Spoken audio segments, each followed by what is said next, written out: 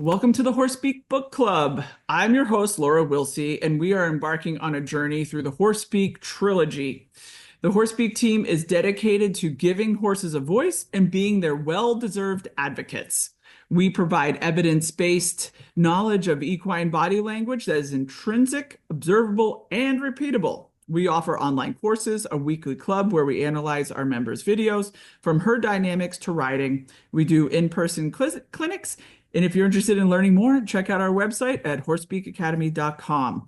This is a judgment-free zone. Everyone here has a varied horsemanship background, and we do ask to help keep the environment safe so no one feels shamed in any way. So we're going to start at chapter 5, Horse Speak in Hand, which is on page number 78. Right. Perhaps you're beginning to feel like a field biologist, finding your horse the most interesting creature you've ever seen as you study every moment in detail. You've now practiced the greeting when you nod at your horse. Does he nod back? Do you hold out your fist in a knuckle touch as you approach your horse? Does your horse ever check in with you, reminding you to greet him? Have you seen your horse do aw shucks, looking at the ground with great interest? Maybe you are trying to mirror him when no one is looking. Things are only going to get more interesting as you practice additional conversations. Up until this point, all the conversations Sharon's outlined are intended to be done when the horse is loose in his stall, paddock, or pasture. Before we go any further, we need to discuss how to have in-hand conversations so you can have the most success when handling and leading your horse with a halter and lead rope. Calming halter conversations. By putting on a halter and lead rope, you take away the horse's ability to move independently. He may feel trapped. You assume a higher role in the herd hierarchy, even though he might still have his doubts about you being higher in the pecking order because previous humans may not have always been looking out for his best interests. You're asking him to follow you when asked, and he may have previous experiences about being led that were negative. Simply putting a halter on can raise a horse's anxiety level. There are a few short conversations that encourage the horse to return to zero after you put on a halter. One is a variation on rock the baby with the halter. A great conversation to have with a horse that is concerned with a light hold on his halter. The other, the rope slide, realigns your connection through the lead rope. Conversation. Rock the baby with the halter. Stand in front of your horse facing him. Let your left hand lightly holding the lead rope, place the fingers of the right hand palm down on the halter's noseband. Note, some horses prefer your left hand to hold the lead rope a foot or so from the clasp instead of right on the halter. Do not put your hand too far around the noseband. Just gently secure your fingertips there. Immediately, shift your weight back and forth. First to one foot and then another. Your hips sway slightly. Breathe in as you rock in one direction and breathe out when you're rocking in another. When the horse relaxes even a little bit, let go and step away, softly using your voice in praise. Some horses that have been twitched or otherwise had their faces manhandled may resist rock the baby with the halter. You must breathe deeply with these horses and praise any release of tension or movement. Encourage them to trust your contact through approach and retreat. alternatively touching and then letting go of the halter.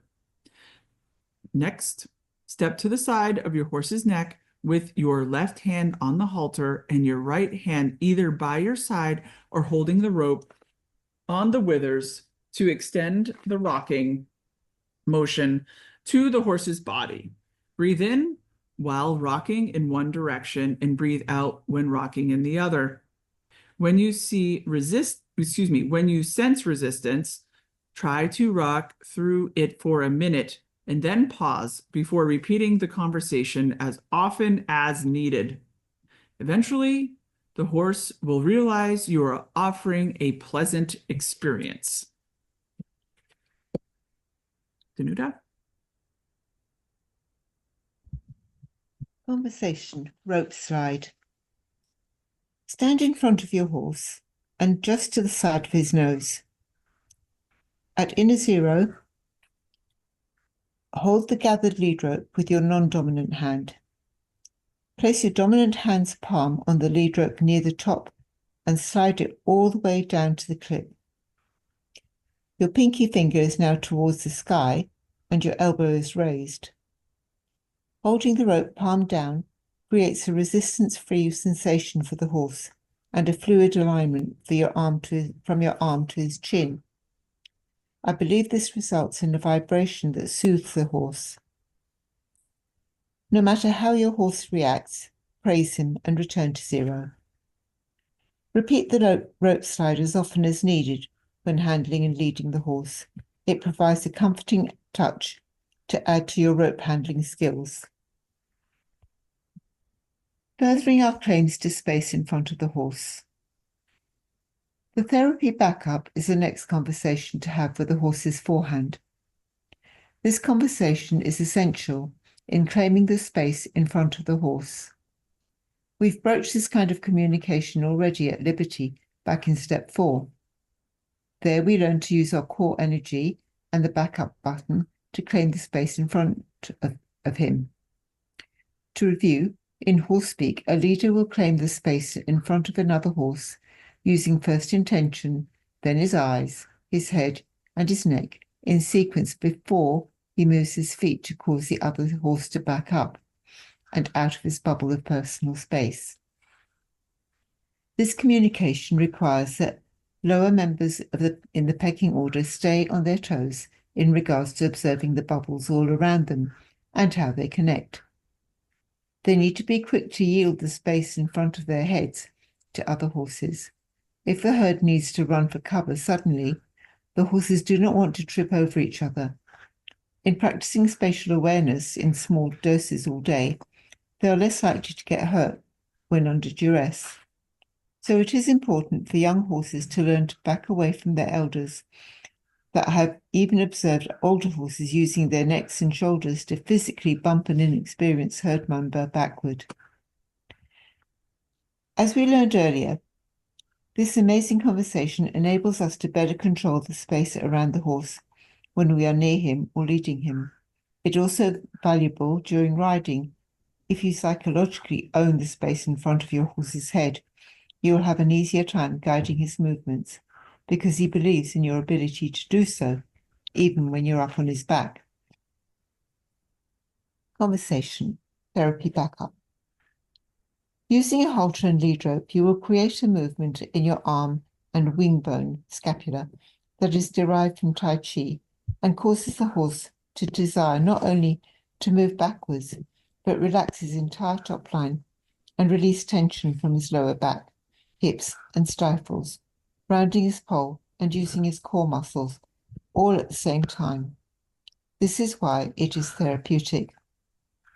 Any movement a horse makes that causes him to feel pleasure, he will memorize, and he will seek to repeat that movement.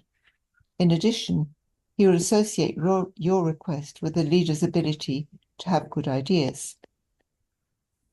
Face towards your horse's tail on one side of his body, not directly in front of him. Whether you begin this movement on the right or left is up to you. Most of us were taught to handle horses on the left side, so that is fine to start with. Place your hand closest to the horse's body, palm down on the lead rope. Then slide your hand towards the clip at the end of the lead where it attaches to the halter ring under his chin. When done correctly, your pinky finger can feel his chin and your elbow is slightly towards the sky. Your other hand, which should be holding the bulk of the lead rope, now moves towards the point of the horse's shoulder, aiming at the backup button, but only point at it. The hand holding the clip and ring of the halter now begins to rotate, so your thumb eventually faces upwards with your elbow down. Engage this rotation all the way to your wing bone and into your back. This must be a slow, gentle rotation because it wields a surprising amount of power. Draw the lead rope back to the horse's chest, so his head and poll are encouraged to drop and arch downward towards the chest. Finally, take a firm, clear step towards the horse's front foot while using the appropriate amount of pressure on the lead rope for the horse you're working with. A very sensitive horse will move off at the first feel of the rotation of your arm on the lead rope. A stoic or stubborn horse may need you to use a significant amount of pressure. If the horse is sticky, use your pointer finger to press into the backup button on the point of the shoulder where the shoulder meets the front leg. You only need one step. Insecure horses may only need to lean backwards for you to be satisfied. Keep your eyes on the hind end of your horse, not his face, chest, or neck. The moment the horse yields backwards even a little bit, return to zero and praise him and yourself. Make the O posture and beckon him to return to your outstretched fist for a knuckle touch check-in. When you request that the horse steps backwards out of your personal space bubble of personal space, in this way you are saying that you would like him to release his worries, tension, and stress.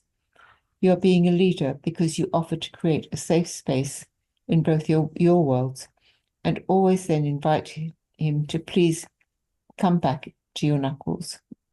You can now use buttons on the horse to ask him to move his face over, move his front feet over, move backwards out of your bubble.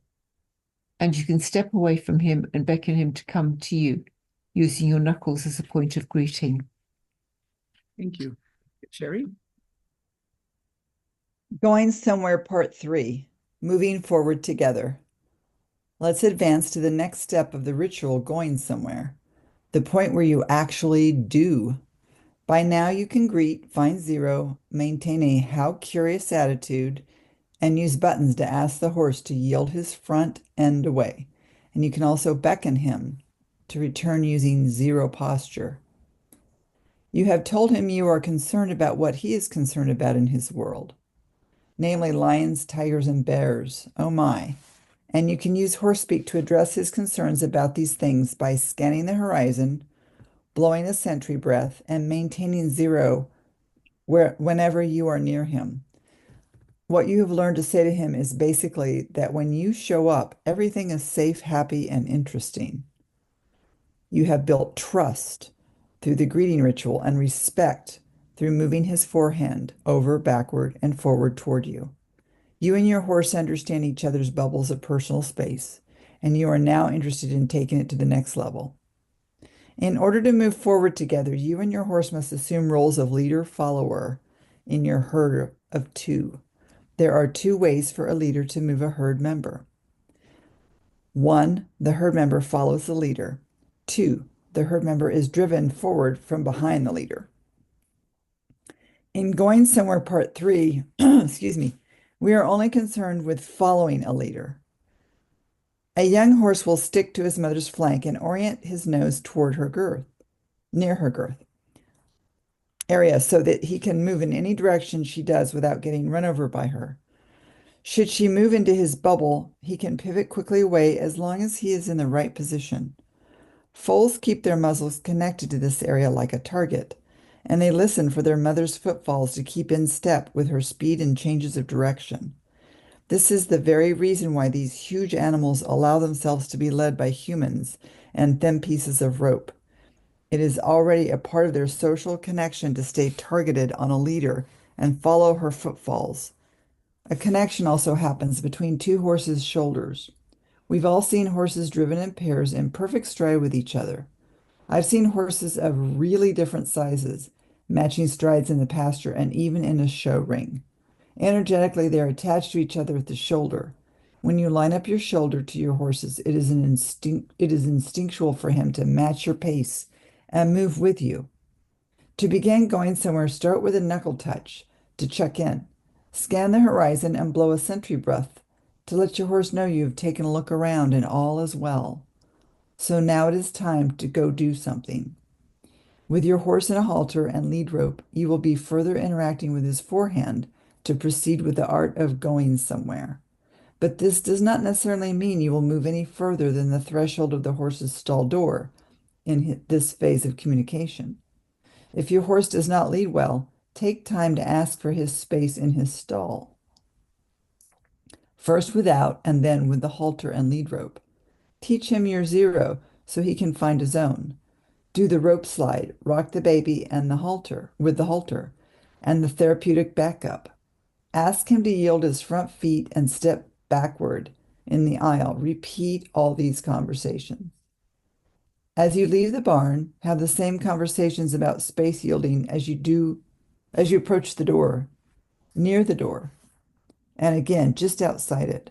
Ask your horse to back up as you move toward the paddock. Try as best you can to step with him, and he will begin to see your feet. Conversation, matching steps. Every time you lead a horse, you can tap into his sensitivity regarding hoof placement and rhythm. You can mirror your horse by matching your stride to his. Start by keeping pace with the rhythm of your horse's front feet. Have fun with matching steps. Take big, defined steps out of the stall and over some logs or ground poles. Since we all have to lead horses to and fro, this makes a wonderful conversation while you are going somewhere together. Come into the moment and pay attention to his footfall, your head slightly forward and in a relaxed frame, a walking zero. Would you like me to continue? We can go to the next reader. Thank you. Alexis? Keep pace. Ask him to start to change stride with you. Pretend you are in a marching band together, or stomp to a stop, and he will, too. The goal of being in step is not to have to use any intensity or pressure at all with your hands or arms when you are leading. Remember, it is natural for a horse to move against pressure, so pulling on the horse will make him want to pull back. Also, most people just keep walking when they are leading. Your friendship is better served by stomping to a stop occasionally, stopping for a backup or sideways yield using the buttons from earlier conversations, and being in step with your horse. Use horse speak with your feet to rate the speed while walking with your horse. What do I mean by this? Stomping both feet can bring him to a stop. Strutting can lengthen his stride. Crouch and pretend you are walking on thin ice just to see how your horse mimics you. Your horse will become so focused on your feet you can drift sideways and he will follow. Cross one foot over the other and your horse might step across one front leg as well. By emphasizing the feet and de-emphasizing the halter and lead rope, you may graduate to leading with only a neck rope, and eventually you will be able to do it with just a piece of mane. Mane leading is one benefit when you and your horse both practice matching steps. Target hand and understanding the horse's arcs and circles. Now, using your greeting knuckles at touch as a consistent place to check in means your knuckles can also be used as a target the horse will easily follow. I find that horses generally love this, and many of them take an attitude of, "That's what you wanted all this time? Well, why didn't you just say so before?" You will find that you can allow some space on the lead rope if you hold your knuckles away from your body up near the horse's face, allowing him to follow your hand as a target, rather than relying on the lead rope for guidance. The lead rope becomes superfluous and is merely present as a reminder not to wander off, or, if need be, a safety device for emergency situations.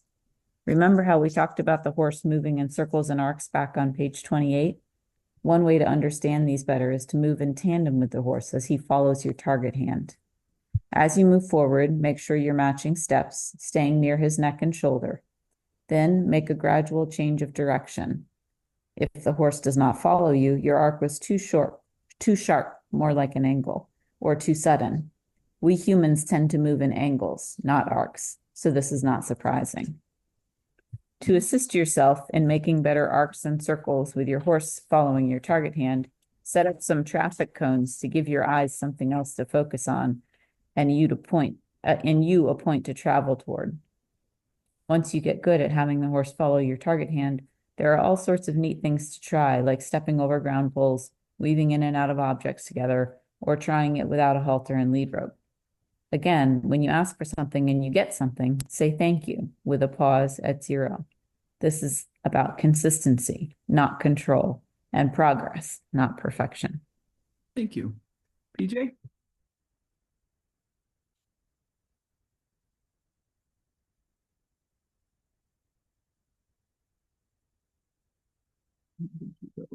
Just a second.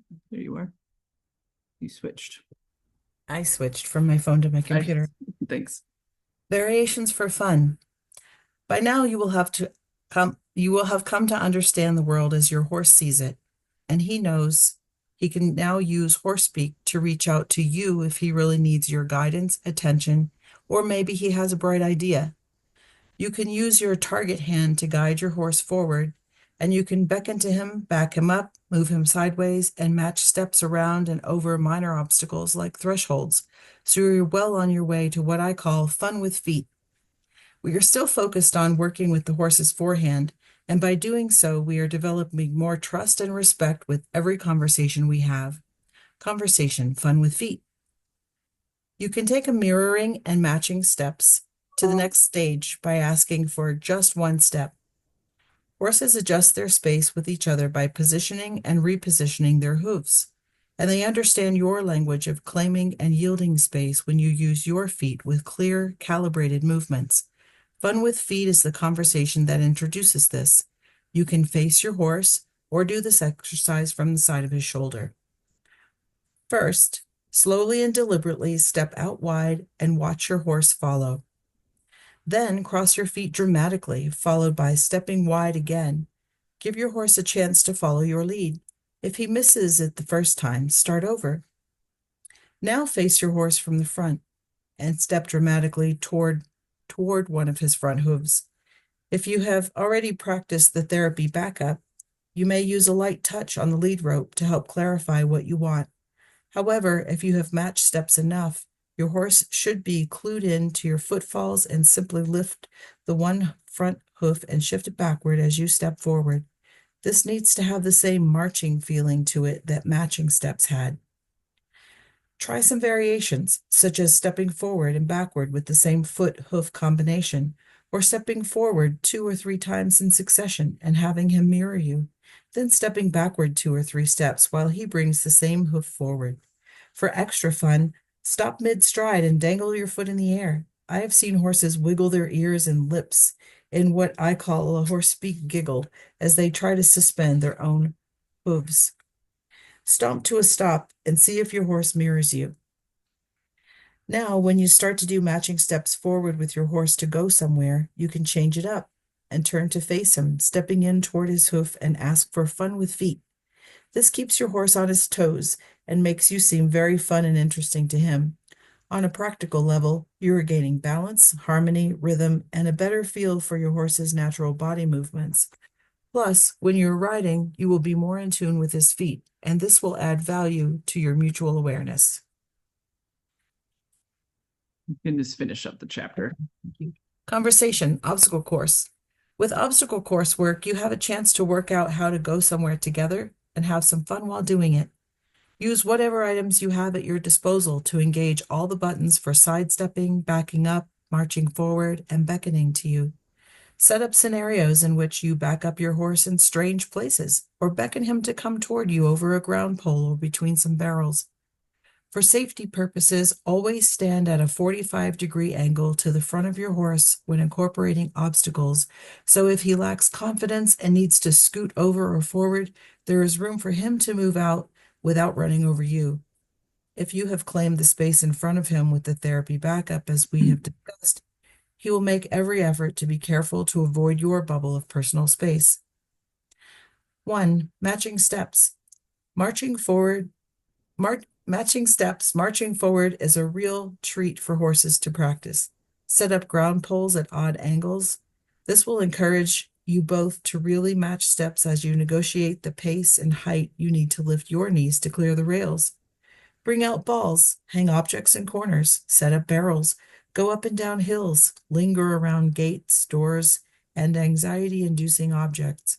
The point is simply to have a lot of things to talk about.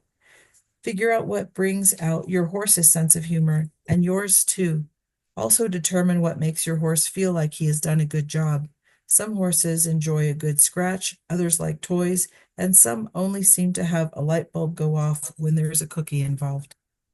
Thank you. Thank you to all of our readers today. And we were able to complete step number 5 already. We're halfway through all of our steps almost. So I think this is, I hope, Danuta, you found some interesting thoughts about the lead rope. And if you don't mind, if you're interested in this, turning back to the page of 83, where the therapy backup is one of our most important. Please do this skill correctly. There's a lot of gray sometimes in horse speak, but with the mechanics, there's a reason for these mechanics because it is talking to the entire body, and can be done very well when we just pay attention to our hands. And so going forward, when this book goes to get printed again, we are going to revise this to make it even more clearer, because this is one skill that we have found that people have not been able to glean specifically from the book, because it is, like I said, a precise motor skill, and it takes a little bit of mindful finesse, because you're switching hands with the lead rope and pivoting, and you're doing a lot of different things. So the big important thing is when you're doing a therapy backup on the lead rope is the pinky is toward the clip.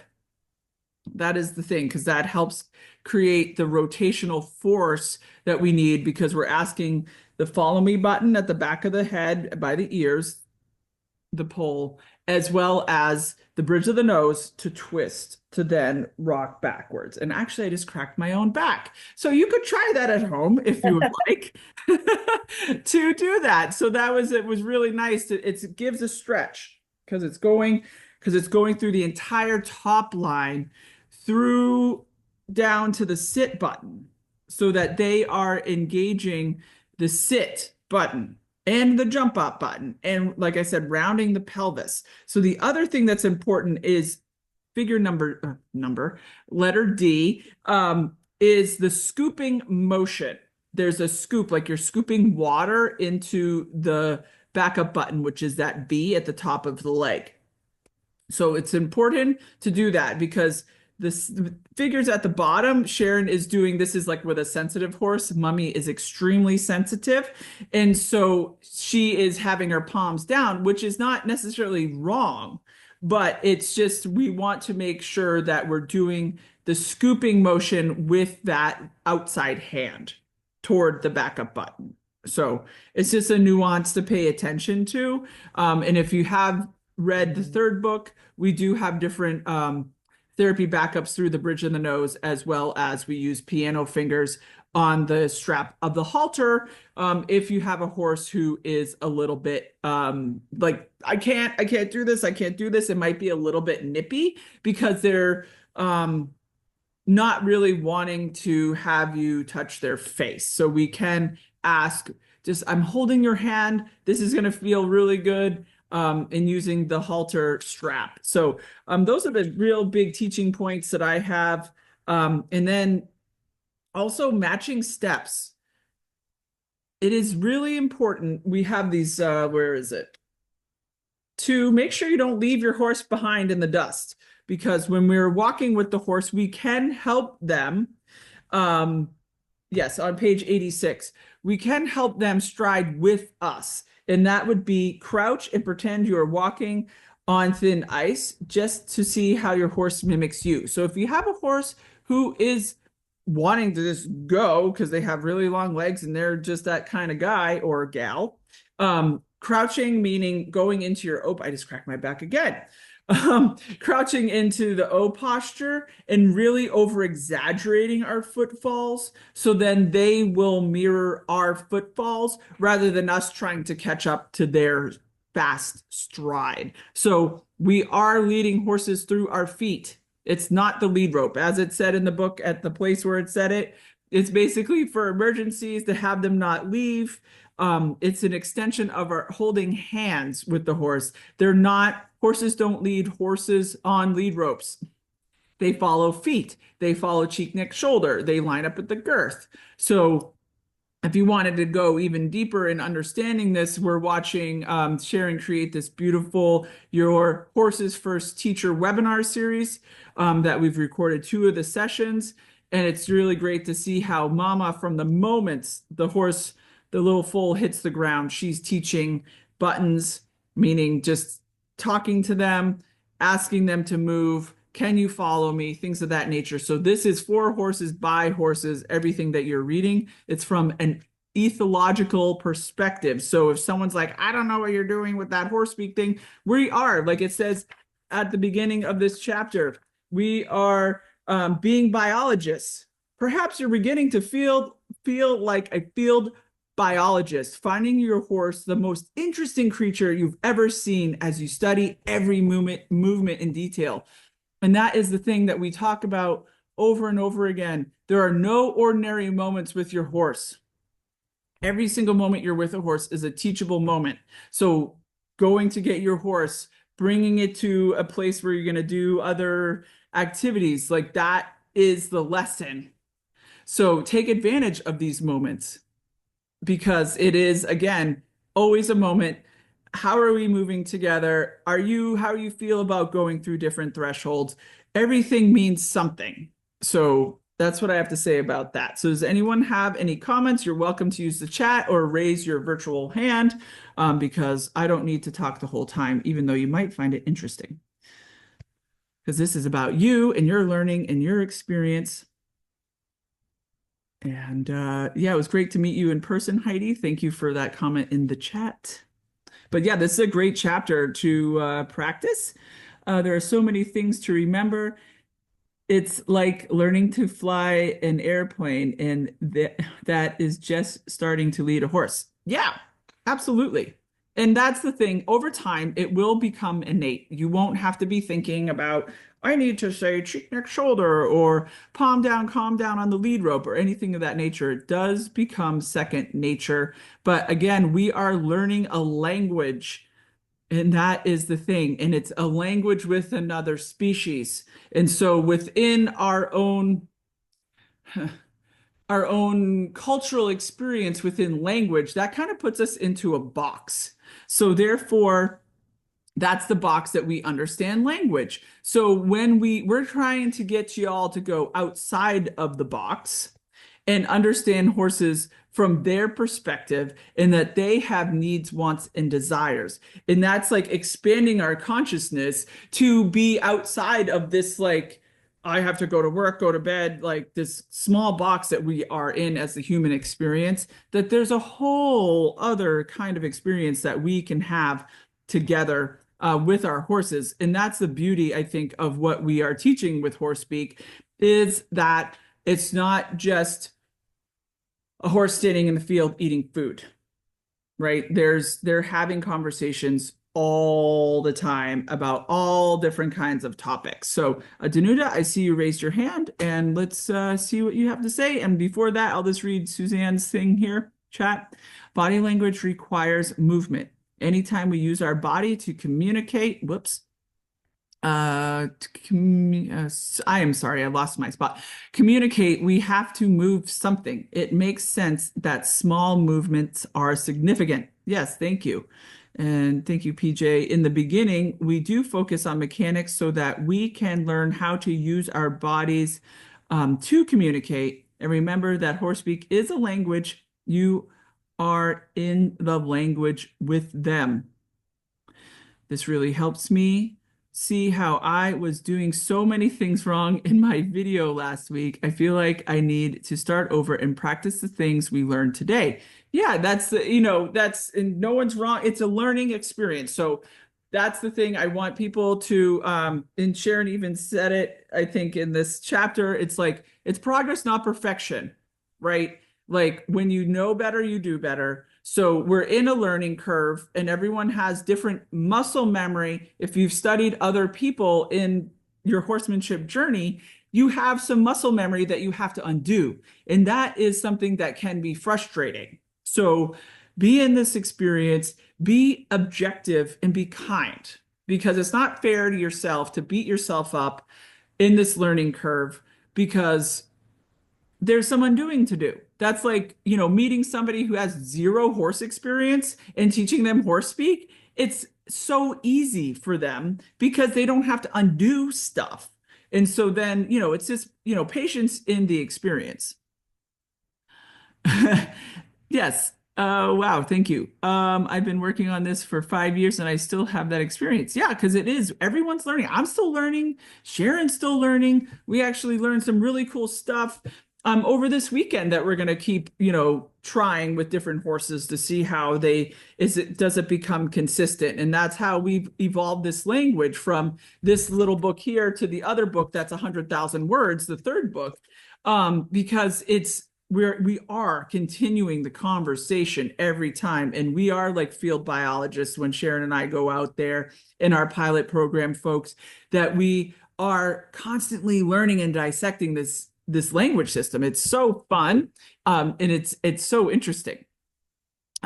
This is about consistency, not control, progress, not perfection. Thank you for that, PJ.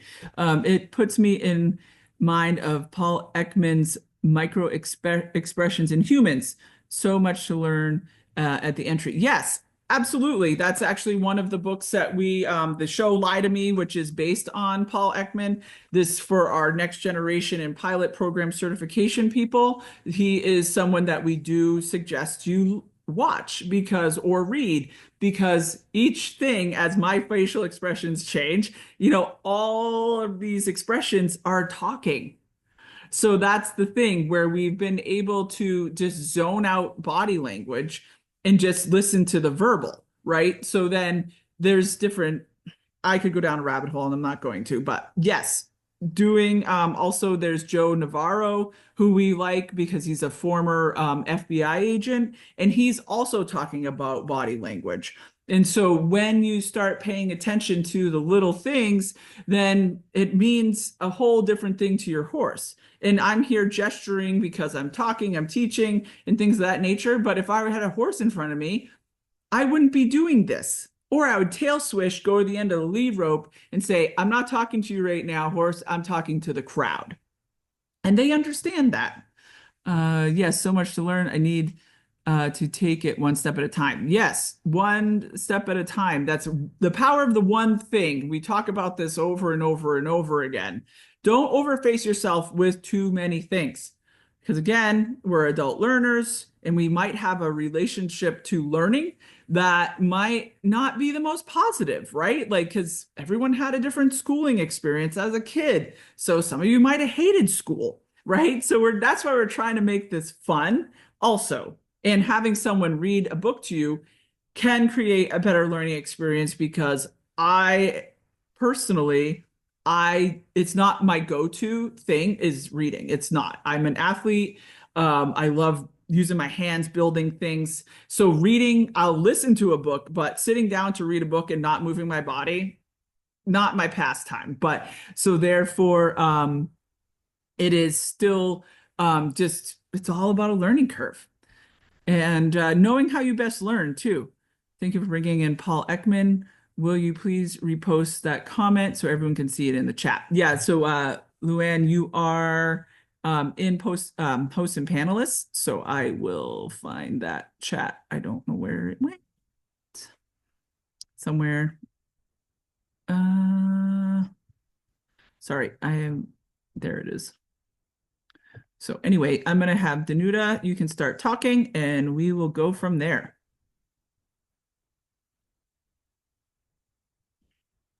Yeah, I just wanted to say that like not only do we have to learn all these things, but like every horse has a different accent.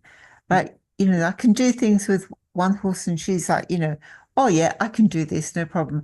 And I've got another one that'll say, well, make me. And then I've got another one who'll say, yeah, but you're not doing it right. And it's just like, it's mind-boggling, but it's fun. It's Yeah. great. So the horse make me. So that's interesting. So why do you say that the horse wants you to make him move? He is challenging me. This is Dandy, Yeah, I figured. Yeah. but of course it's Dandy. But Yes. the great thing today was I was trying to move his hips out of the way Hmm. because he was in my way and he wouldn't because he didn't see the point of it. And also he might have felt a bit squashed in the front end. But after that, I made friends with his follow me, Hmm. which was really lovely. And I was like I just had my hand on his follow me, and I was like brushing his forelock, and then I was like stroking his friendly button and down the bridge of the nose and rubbing his eyes, and he was loving it. He was so relaxed, Hmm. and that's when I thought, well, I was trying to make him move before, but I was just trying to make him move because I wanted him to. And it was when I've made friends with his friendly button and his follow me button, I sort of felt that that's what he wanted. He wants to be connected, Hmm. not just be told what he needs to do. Hmm. And so that was like really quite lovely. And So think of it this way. So it sounds like, from what you're saying, is so if we think about the front end is about his mind. So it sounds mhm, like his mind is in with you. You had a really nice stroking on the friendly button. He's like, you're with his follow me button, hanging out with his forelock and petting him, and it felt really nice. And so then if we go to the hind end, this is where all more of the emotional buttons are. So, and you're asking his stifle, which is the yield over button, to move over. And so basically you're saying, don't be defensive as I ask you to move over. So his mind is with you. So then how can you make friends with his defensive end to then be willing to be with you also? So emotionally, he could still be a little bit stuck. So being able to yeah, move down the buttons, like making friends with all of the buttons, the girth and the jump up button, and then going to the hip, then could be like, can we be together emotionally? And so, since you've had a lot of different things go on that might not have been the most positive things with him, emotionally, you still could be having some kind of hangover also. So then the yeah, I more time, do. yeah. So therefore, he's like, we haven't gotten this place yet, to Yeah. really, you But can be like, hey, can I move your hips? the funniest thing was that, I've been interacting with him a bit more, and I did the hay game with him, Mhm. which was he saw the set point of me moving him. And then yesterday I was standing there, I was like brushing Betty's tail, and he came up to her sit button, Mhm. and I thought, okay, I'd better move. And Piper, our mentor horse, she came up and stood behind me. Now, usually they split me away from him, Mhm. but this is like her saying, I've got your back. Yeah. Harry was at uh, Dandy's stifle, his sit button, sort of like, you keep calm, mate. It's all right. We've got your back. Yeah. And it was just amazing. And then Dandy had a scratch, so on his like belly near his jump up button. So I went and scratched it for him. Yeah. And it was just weird because it was just so, The herd mind came together to work with yeah, you and Dandy. And this is amazing because it happens all the time. Because the horses know you're trying to talk to them and they're trying to help fill in the gap. So Dandy's saying, he's scratching his jump up button. This is vulnerable. Whether it's you're vulnerable I'm vulnerable or you both are vulnerable. And so then going and soothing with one direction, stroking on the jump up button and breathing and be like, yeah, let's practice letting go of the old stuff, all the old stories, and be here now, Yeah. you know, and being rocking the baby, like we talked about rocking the baby on the halter today. He's going to Mhm. need, I would assume, some rock the baby on the hips. Yeah. I tried it today with the follow me on the Yeah. follow me, Hmm. and that he seemed quite, he almost fell asleep. He Great. So then was go to like, the wither next. So go and do okay. the rock the baby on the wither. So then I you're was thinking it's like, barrel. yeah, I was thinking it's like go, going from front end to hind end. Mhm. I'm Absolutely. I'm sort of quite happy with the hind end. It's his front end and his teeth that worry me most. Sure. Well, then it sounds like though you're having some really good enrichment with him. And then just being aware that he could still be who he is. He could get nippy only because he's trying to tell you something. So if he Yeah, does turn to nip you, then it's like, okay, where's my core? Where are my feet? Did I do too much? Did I miss the sign where his ears started going to concentrating to flat back? Does he have pain? Right? Like that's usually the responses of this weekend actually in Pennsylvania. We had many nippy horses, and it was a bubble challenge because the people were not realizing that they were standing right on top of the horse's face, and some of the horses had a low level of pain. So therefore, they're like, "Look, I have some things going on physically, so emotionally, I'm already at one, two, three." Like, and there's no room for many. So the person, and maybe the person had some stuff they were bringing into the horse's bubble that they were not aware of as well, whether it's stuff going on internally or their the core is on, all the list of things that could cause a horse to be defensive of their personal space. And horses do not appreciate us being in their face for an extended mm, period of time. It's like you got 5 seconds really. Get in and then get out, because the hmm, only thing horses own is the bubble of personal space. So with Dandy, it's like, oh, you're telling me to get out of your space. What did I do to like have you have that answered for me? So, just paying attention to those little nuances could be helpful. And again, going and rocking the baby at all the buttons, and work yeah, your way down to the hips. So then also your nervous system is saying, I'm here with you and for you, to help you let go of that internal stress that you've developed being in his bubble because of yeah, those negative things. So we just have to, start letting go and let our nervous system get used to that again, and not project that it's going to happen again, you know, because we kind of yeah, get these what is the word I want to use? Uh the anyway, like just thinking that's going to happen. yeah, Superstition. because it's like self-protection. Yeah, of course. Then your nervous system is responding appropriately. Like, because that's why we have a lizard brain to protect us. So it's like, and now it's like, how can we peel off those layers of the stress that was induced by having some, physical problems with him where he Yeah. was, a little bit too much energy. But yeah, I rocked the baby on all the buttons. Okay, I'll Yeah. start doing that this week.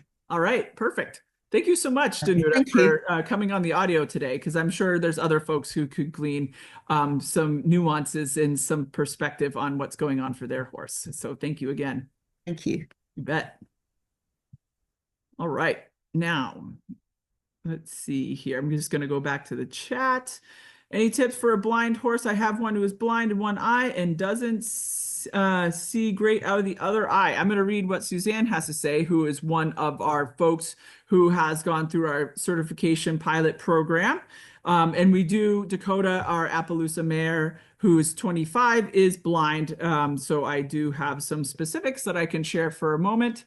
And then again, we do offer online consultations. So if you do have a challenging horse, Sharon and I can be live on a Zoom call The call's recorded, and you can have an hour or 2 hour session with us, and we can walk you through the specifics with your horse, because every horse and human has different variables that we need to take an account for because of reasons, because of what Danuta said, the 3 different horses. There's 3 different ways to be with them. So that's why it's beautiful what we're teaching, because of we're trying to take into account who you are as a person and who the horse is and how you can come together. Let's see. We need to be aware of space, especially when working in a stall. Sometimes we ask them to move places where there isn't enough space for them to go there. Right. And so that goes with exit strategies. Horses are always looking for the exit. If you are doing something in a small space, be sure you're not cramming them into a corner. And that's whether even out in the paddock. What are you doing? Are you at a gate? Are you at a corner? Are they able to get out of that space? Because sometimes we do accidentally pin them in the corner and they're like, I have to get out of here because I feel uncomfortable. And they're going to bump you in the shoulder and try to take you with them. That's really one of the things they're saying, is that hey, I'm scooping you up. We got to get out of here. This is not safe. So please be aware of exit strategies. It's so important that your horse doesn't feel locked in a corner. The lack of space causes a lot of resistance. I can't go there, or there might be something on the ground that bothers them. If we're asking them to back up, they can't see their feet or what's under their feet as they back up. So we need to be aware of what we're asking them to back over. Yes. And Suzanne also has a partially blind horse. I need to be aware of space and surfaces, but also what's out there. She needs reassurances that I'm aware of what's out there and will protect her from it. I also do a lot of pauses to give her time to settle if she gets worried. When she gets worried, we'll often do a backwards, forwards, right and left, so she knows she is okay in all directions. She's very calm and sweet. It's just harder to speak with her. Yep. So even talking out loud with a blind horse is perfectly fine. And this is where we are being congruent. We're not doing baby talk. Oh, look at you. You're la, la, la, la, la. Like that, this puts you up in your head. And it's this high pitch, which you sound like a barking dog. So if you're going to talk to your horse, cheek, neck, shoulder, let's go, please. Or with Dakota, if she gets triggered when we take out the minis, because those are her babies, we say, follow me, wither, sit, Dakota, because we're saying, follow me, feel better, sit down, take a load off. We have the babies. So, and if you're leading a horse who is blind, they're all about your feet. They need to know where you are. And like when I'm leading Dakota into the barn, for example, now there's frost heaves. It's like a step down versus a step up. So I'm like, Dakota, we're at the gate or the barn door. So we're going through a transition. So that's important, as well as just moving in balance, because the horse needs us to move in balance if we're especially taking tight turns. They need to be guided through tight turns. Because if we are off balance, that's knocking them off balance. And especially with a blind horse, they are all about needing to know where their body is and what it's doing in relationship to their environment. I have a horse with one eye. Right when he was moved about 1.5 years ago, he seems to feel pretty well on his blind side, but slow precision and voice with gestures help. So I need to lead him from his sighted side, but he often prefers me on the blind side if it's just the two of us. Yeah, because then they can still see. If they have sight in the other eye, they're still able to see on that sighted side. So they are like, don't block me. Yeah, we had that with Dakota, and now she's blind with both eyes. So it doesn't really matter at this point. It's just all about the balance. Join us for the Horse Speak Club later today. You can send in a video for learning in our herd. Yes, a video club for sure. Sharon or Laura will help you understand what your horse is saying to you. Breath messages are very important to horses who can't see. It offers sound and scent, and we feel better to the horse when we're breathing. And I think, yes, you can look at the YouTube video that PJ put in the chat, or you can look up Sharon will see breath messages if you're listening to this later after the recording. So that brings us to a completion today of going through chapter number or step number 5 of Horse Speak in Hand. So this is some basic things to be aware of. Again, building your foundation of these foundational skills and understanding is going to take you a long way, because if you don't have a good foundation, your house is going to cave in, and we don't want that for you. We want you to be able to learn and grow and have those solid skills, so then as you enhance and advance your understanding of horse speak or whatever other kind of horsemanship thing you're doing in handwork, riding, what have you, everything does mean something, and whatever you're doing on the ground transfers directly onto their back. So getting these body gestures, doing some Tai Chi, making sure you understand that rounded movements are how horses move. We are like a top, and we can just spin around right in, pirouette right in place. And the horse is like, what the heck is that? So keeping in mind that it's like turning a canoe. So it was a pleasure sharing space with you today. And we look forward to seeing you either online or in person. And we want to give you, the listener, the gift of what horses gave to Sharon, which is the exact and specific nuances of how our body language can communicate clearly with horses. And all we need to do is take the time to learn how. It's just like learning a language. I have been to Germany probably 10 times, and I can barely speak the language because I don't put the time in. So if you want to learn more about Horse Speak, check us out online at horsespeakacademy.com, and we look forward to seeing you again soon. And make sure you enjoy this journey and have fun while doing so. Enjoy the rest of your day, and we'll see you the same time, same place next week. Take care.